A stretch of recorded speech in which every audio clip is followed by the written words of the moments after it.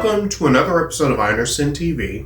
I'm Josiah Anderson. So, you see that I'm all dressed up. Maybe I should dress up for more of my Anderson TV episodes just to look a bit professional or something like that. So, in case you're wondering, why am I all dressed up? No, I did not go to Washington, D.C. for the inauguration, but considering how nice the weather was outside in my hometown of Shreveport, how nice weather was in Washington, D.C. It was cold here in Shreveport, but it was even colder in Washington, D.C. as well on Inauguration Day. So anyways, I think it was amazing. The inauguration was amazing. It looked even better when it was done inside the Capitol Rotunda. It looked even better than all the inaugurations, because it seemed like that almost all the inaugurations that were done were outside. Yeah, inaugurations look beautiful outside, but this one, it takes the cake for the best inauguration that I have saw in my lifetime. So, and sure that there are many more to come. So I will talk about highlights from the inauguration, and also trying to debunk some controversy that the mainstream media will probably want to tell you what really happened there at the inauguration. I'll be right back.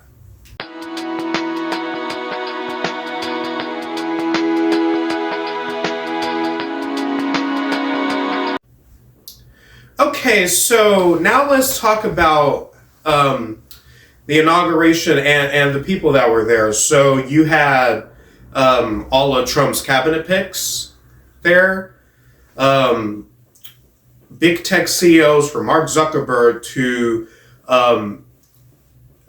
Elon Musk and Jeff Bezos and Sundar Pichai, whatever his name is, CEO, and Tim Cook, CEO of Apple. Yeah, the big tech CEOs were there, and also you have family. You have Trump's family, Vance family. And of course, if you've seen Barron Trump there, of course, notice how tall he is. Notice how tall he is. I mean, put a compare and contrast. I mean, put a comparison photo between what Barron was in 2017 when Trump was inaugurated for the first time, and now in 2025. See how much Barron has grown up. He was just about 12 years old, I believe, 11, 12, I believe, and now he's 18. 18. So anyways, so very good comparison. So anyways, notice the fashion statements that were made there at inauguration as well. Well, Melania looking as fabulous as always.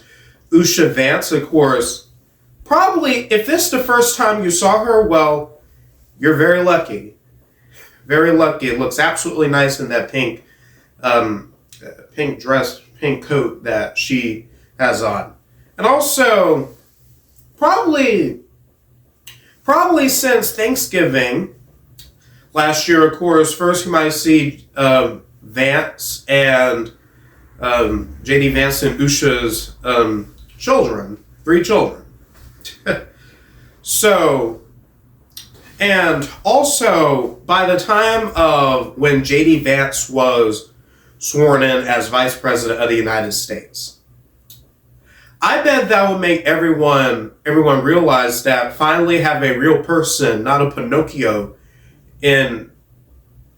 as vice president. So, because Kamala Harris wasn't a real person, of course, was more of a puppet or something of that matter. Same with former President Biden, was a puppet.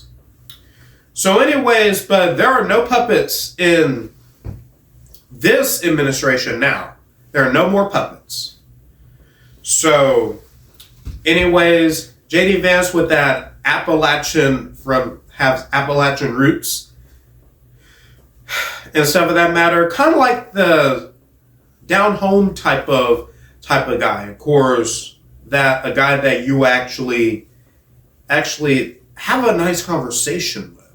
I mean, you see his interview, Joe Rogan.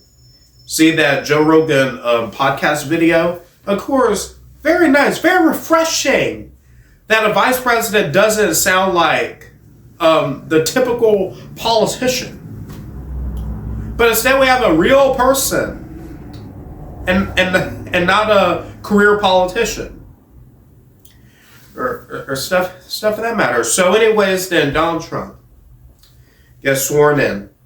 I never felt more liberated. I never felt more happier than I was yesterday. And I still feel that way today. So we actually have a competent administration again. So yeah, Trump may be of advanced age, but guess what? It is an upgrade. His cabinet is a big upgrade from the DEI hires of the Biden-Harris regime. It is a big upgrade. So, anyways, last I heard yesterday, Marco Rubio was confirmed in the Senate as Secretary of State. So, now we have Secretary of State as of today.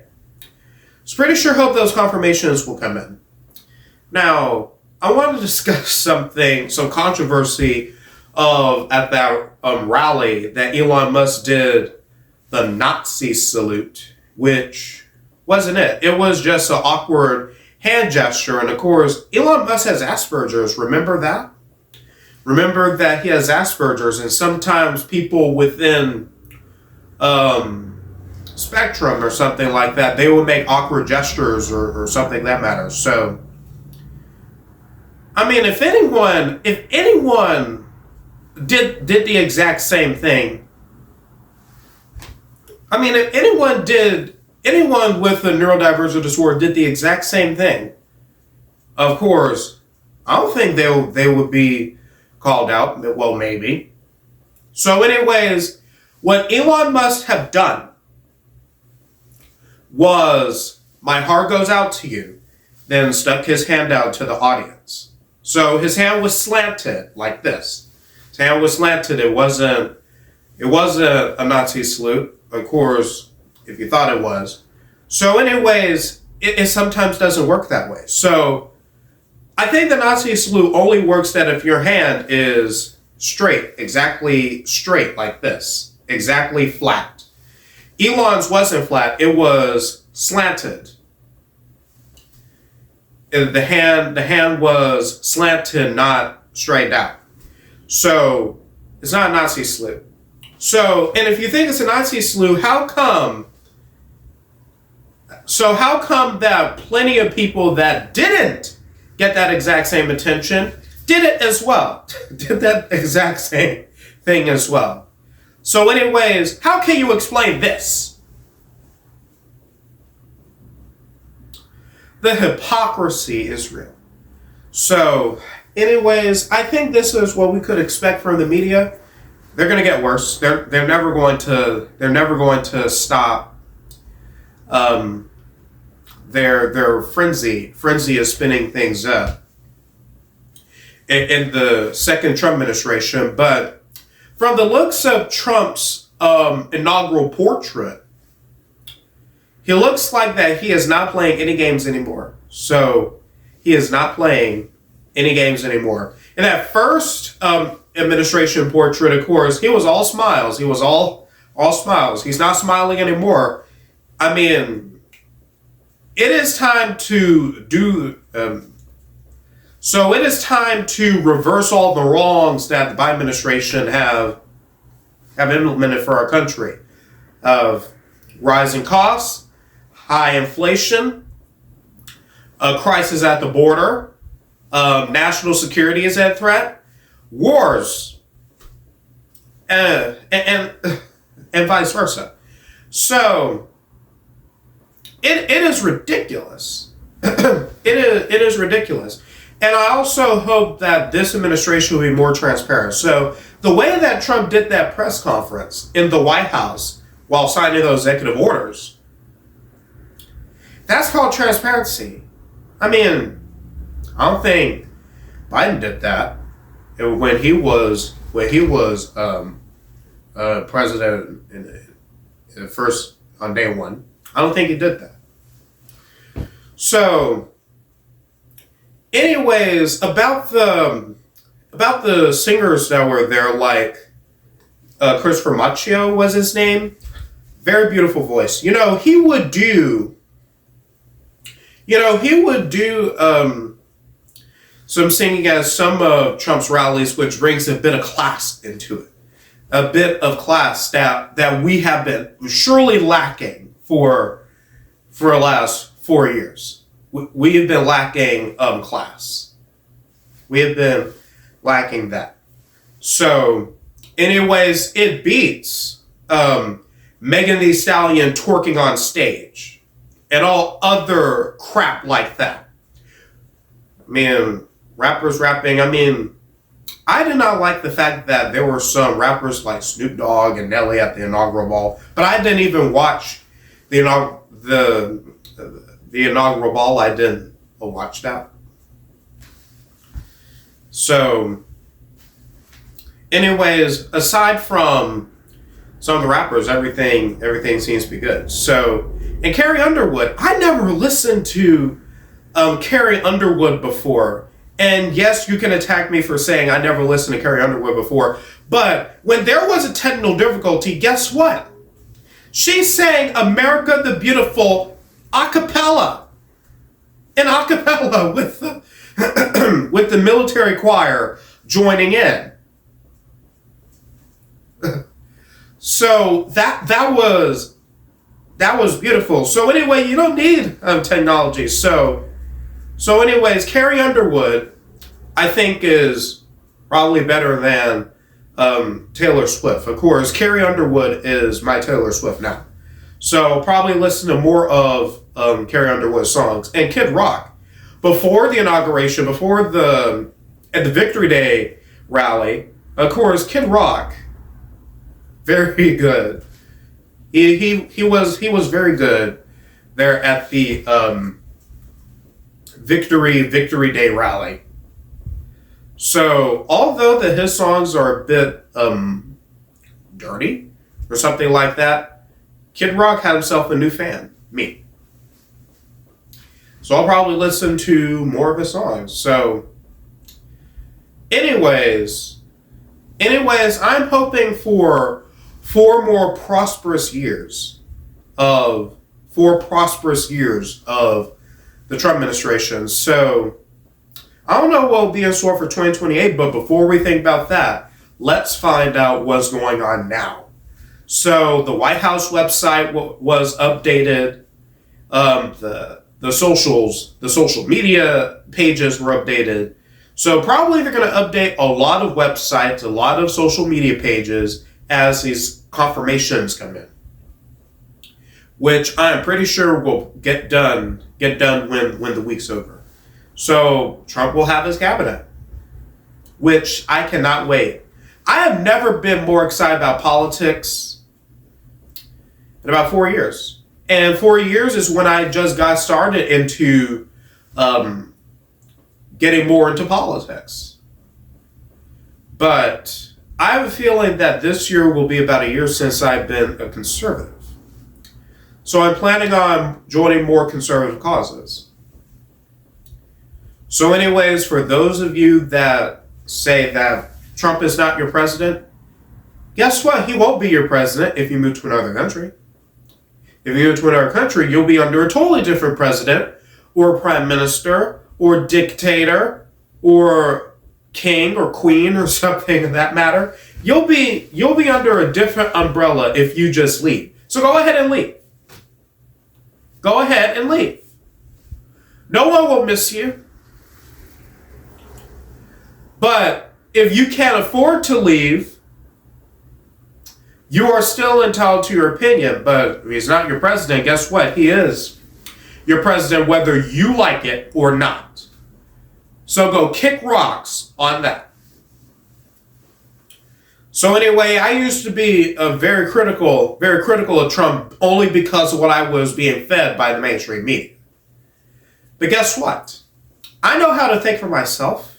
I know how to do my own research, read between the lines, read the fine print of what the mainstream media is actually saying, because it is ridiculous. They've been very critical of Trump ever since that he came down that golden escalator almost 10 years ago. Absolutely critical. And I'm going to continue to be critical. So guess what? It's not going to end well. It is not going to end well for you. So you just enjoy these next 4 years. So you have to realize that the people we elect to run the government should be the ones to actually run the government. That's what Vivek Ramaswamy said. And I heard that Vivek is leaving Doge to run for governor of Ohio. So, anyways, there's that. So, Elon Musk is probably chair of Doge, or probably hired another co-chair. I don't know how that works. So, anyways, can't wait to see what this administration will do. It'll be more transparent than the Biden administration was. So, anyways, we'll be right back.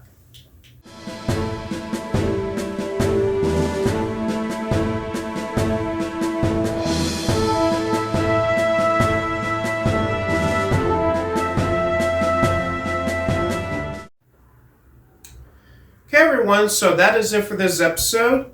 So, I heard that TikTok was banned over the weekend, but it was back again because Trump signed a 75-day extension on TikTok, and that goes well as CapCut, which I use to make my videos. So, anyways, it gives me a peace of mind to post my videos on time, which I do every Saturday. I Understand TV is now on Rumble. So anyways, all season 31 episodes will be posted on Rumble on Saturday. So please check out my Rumble. I will post my I Understand TV episodes on Rumble and YouTube, and a preview on Instagram that you can only watch full episodes on YouTube and Rumble. So, and also for my book that will be coming out late February to early March, it will be called Revelations of the Democratic Party. It is still a work in progress, but I'm sure that it will be released by that timeline.